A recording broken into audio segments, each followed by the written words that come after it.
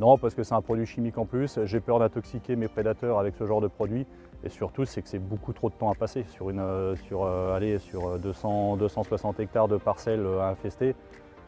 C'est beaucoup trop chronophage pour être mis en place. Alors, historiquement, il y a 5 sociétés de chasse sur mon parcellaire. Et en fait, selon les habitudes des chasseurs, j'ai des parcelles qui ne sont pas du tout touchées. Des sociétés de chasse vraiment radicales où il n'y avait plus rien du tout. Et dans ces parcelles-là, ça a été très très compliqué parce que pas du tout de prédation.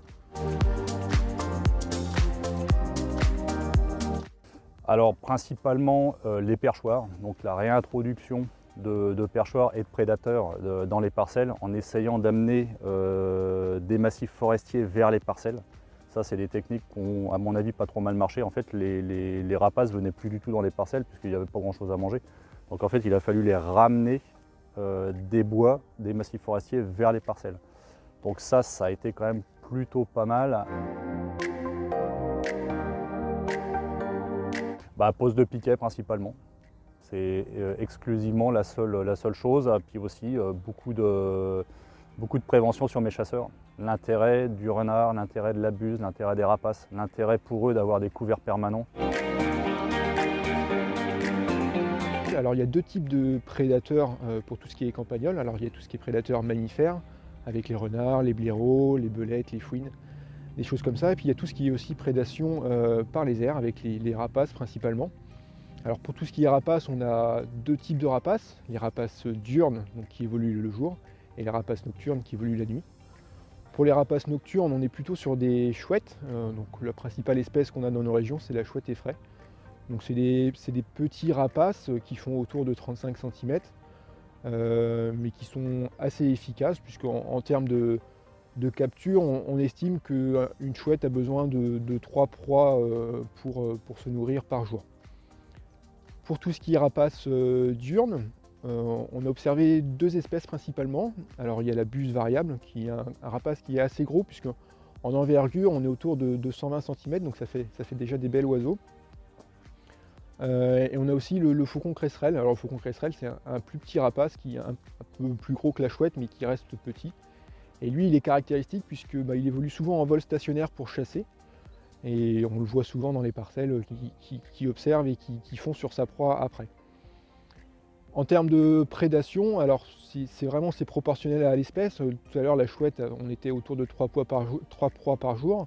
Le faucon cresserelle, on est à peu près pareil. Par contre, la buse, on va être autour de 4 à 7 proies par jour. Ça va être évolutif en fonction de la saison.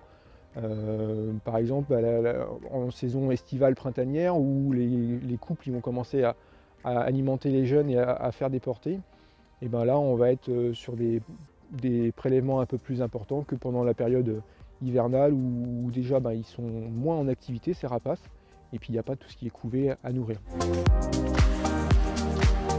Le moyen le plus efficace, c'est de mettre en place des perchoirs comme celui-ci. Alors c'est des perchoirs qui peuvent être fabriqués maison, on vous conseille de les fabriquer maison, c'est assez simple. Quelques règles de base, c'est déjà d'avoir une hauteur suffisante pour que les rapaces puissent voir le plus de surface possible. Alors ça sert à rien de faire des perchoirs de 6 mètres de haut, mais si on prend une hauteur de 2-3 mètres de haut, c'est suffisant. La principale caractéristique à respecter, c'est par rapport au niveau où se perche l'oiseau. Il faut qu'il y ait un support en bois brut, pas trop gros mais pas trop petit, plutôt un diamètre entre 3 et 5 cm. Et puis surtout une largeur de pose suffisante pour que le rapace puisse se poser convenablement, autour de 20-25 cm. Mais c'est vraiment les deux règles. Après, pour la pose des perchoirs en parcelle, l'idéal c'est 1 à 2 perchoirs par hectare. Ça sert à rien d'en mettre beaucoup plus, ça sert à rien d'en moins, c'est plus problématique. Mais 1 à 2 ça suffit. Et puis après, c'est surtout qu'il faut que ça pose le moins de contraintes possible pour tout ce qui est passage des matériels. Alors là, on a un perchoir qui est posé en plein milieu de la parcelle, mais l'idéal, c'est de le mettre en bordure de chemin, entre deux parcelles, au bout d'une rampe de pulvée. Mais l'idée, c'est vraiment que ça gêne le moins possible les passages d'outils.